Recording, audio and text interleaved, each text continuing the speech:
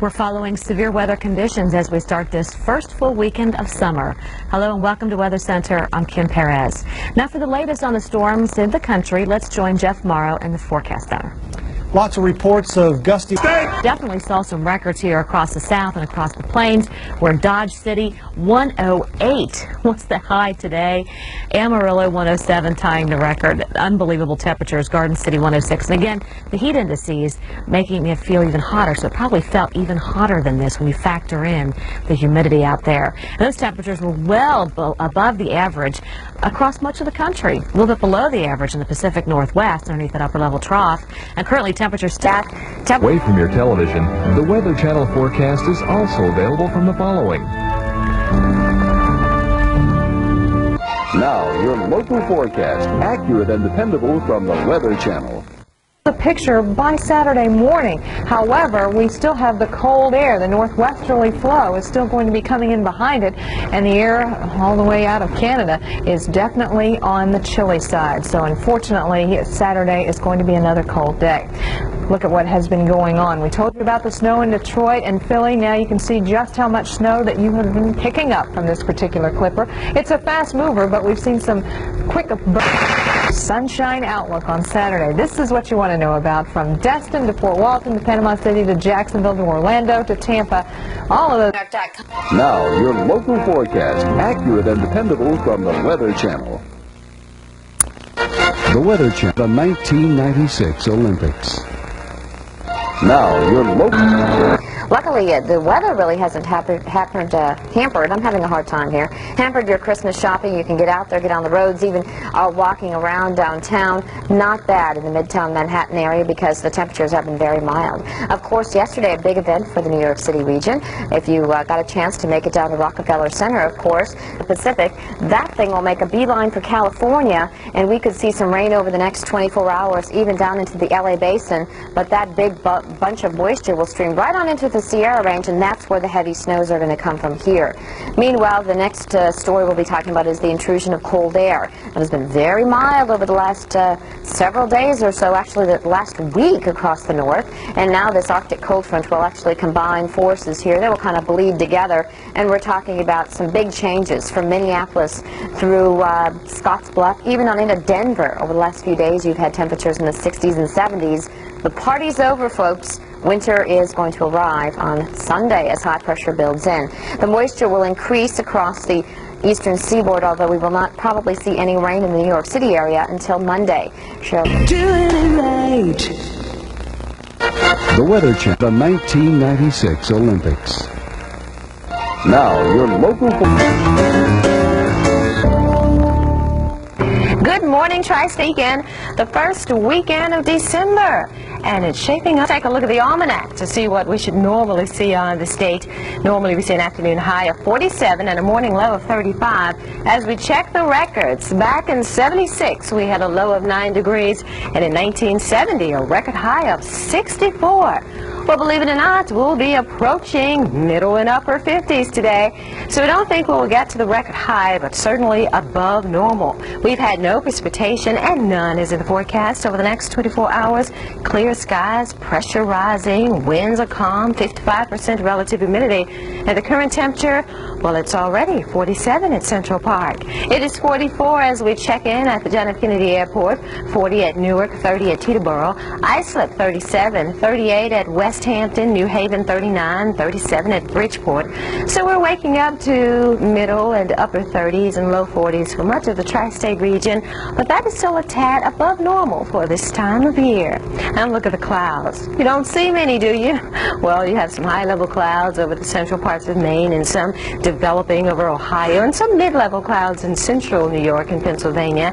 But we're talking about a lot of sunshine over the tri-state region. No clouds to abate the sunshine, that's for sure. So if you're planning on going to Coney Island or even Battery Park, Central Park, what about Fifth Avenue? You're going to do some shopping? It looks very, very nice today. And even tomorrow, we don't have anything that's going to impede our outdoor plans because the moisture source is well to our south. We have some scattered showers, some heavier rains back into Texas and Louisiana. And we don't think it will be until Monday when this moisture is drawn to the north, closer here to the tri-state region. Look at the highs today. Well, we skipped that, but highs today will be well into the middle and upper 50s and very, very nice. And morning lows, well, not that cold tomorrow morning. In the mid-40s around Midtown and Clifton and Edison. So all in all, a pretty good weekend. An afternoon high of 59 tomorrow with a lot of sunshine. But again, tomorrow night into tomorrow evening, we anticipate the clouds to thicken and the chance of rain showers, we think, by Monday with an afternoon high of 54 degrees. That system will be out of here, though, on Tuesday, so we'll see light at the end of the tunnel again with a high of 55 and about 48 on Wednesday. So the coolest day next week, we think, will be Wednesday, and one day of rain, and that'll be Monday. But enjoy your weekend. Stay with us. We have the national scene coming up. You're watching the Weather Channel. Weather you can always turn to for accurate, dependable weather forecasts 24 hours a day. Welcome back to the Weather Channel. On this Saturday, it's the third Weather you can always turn to.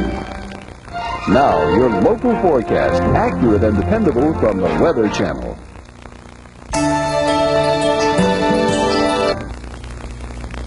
Now, your local forecast, accurate and dependable from the Weather Channel.